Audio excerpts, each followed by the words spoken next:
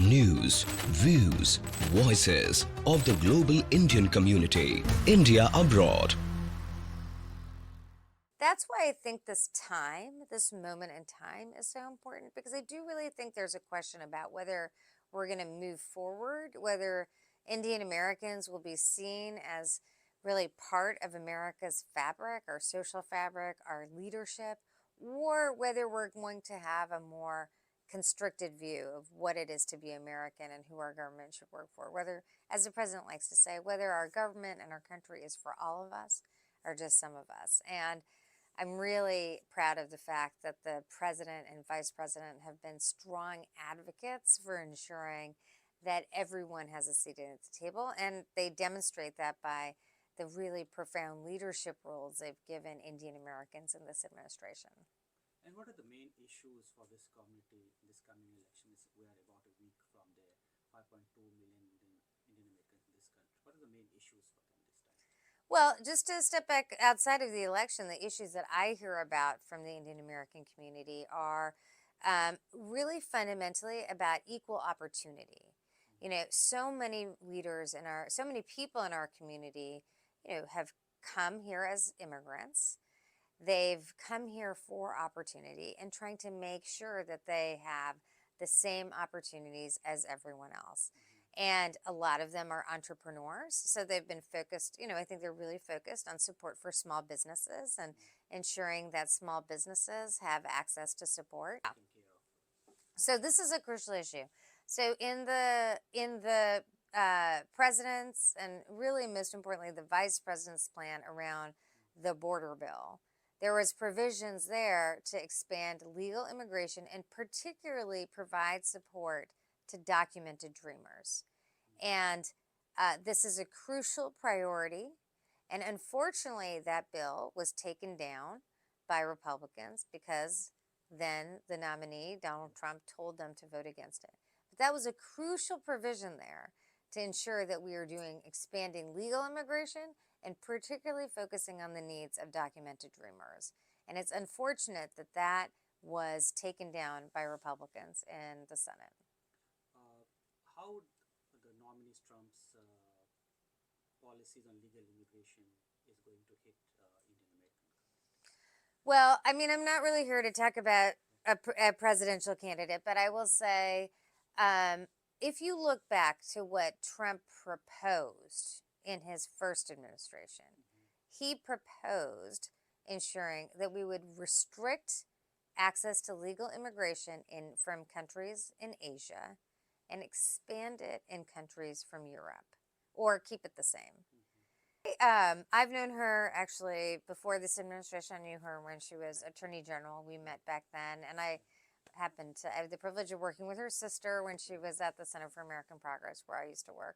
So my experience with the vice president is very much, she is focused on practical results and being as inclusive as possible. So we have talked about ensuring that we're engaging Indian American leaders in the White House, that we are hearing from them about their concerns, the community's concerns.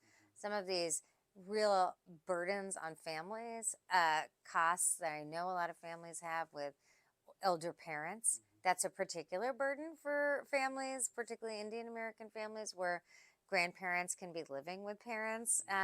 So she's really been thinking through, what are the burdens families face, and I think we'll be focused like a laser beam on those costs. I don't see herself, her campaign is an administration people-friendly, people-focused, right? Yes, it's very focused. But the critics, other camps say that she's moving towards a socialist economy. But so that's what's so crazy. Just let's talk about, is it socialist to provide small businesses a tax credit, a tax deduction from $5,000 to $50,000? Is it socialist to say that you really see the economy growing from the middle out, but focusing on small businesses, business growth? Is it socialist when you have a candidate who says she's a capitalist? I think that's what's so odd about this, is that people are saying things about her that they would never say about other candidates, right? And I just think we should be very vigilant about attacks on her, given what she said and what she's done. We're talking about a woman who's a prosecutor. She put criminals behind bars. She focused on transnational crime, focused on going after Mexican gangs. She's put murderers behind bars. And people talk about her as a socialist. That's crazy to me.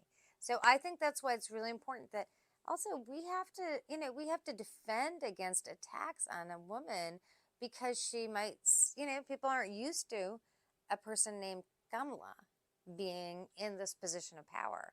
And that's why I think it's incumbent upon us to protect a little bit against those kinds of attacks. And how does it take those critics attack on her, personal attack? How does she take them? Well, I think the way she does it is to do this. She recognizes that this election or this, thing that's happening, this election is not about her. It's actually about the people of this country. And people in politics want to make it a mud fight between two people when truly she has memories of her grandfather who supported the independence movement. She took walks with her grandparents in the morning as they were talking about politics and the impact it can have really as it relates to, the call for independence in India. I mean, we've never had a leader who has experiences like that in American history. She's a person who has Indian relatives. The idea that she will be more distant to the Indian government strikes me as so just mistaken. And so I think I think people should really think about what that feels like to have a leader who understands our community in this really profound way, because again, her mom was like many of our moms, strong mother, willing to really take on sort of this unimaginable journey in order to really do better for her own life and her children's lives.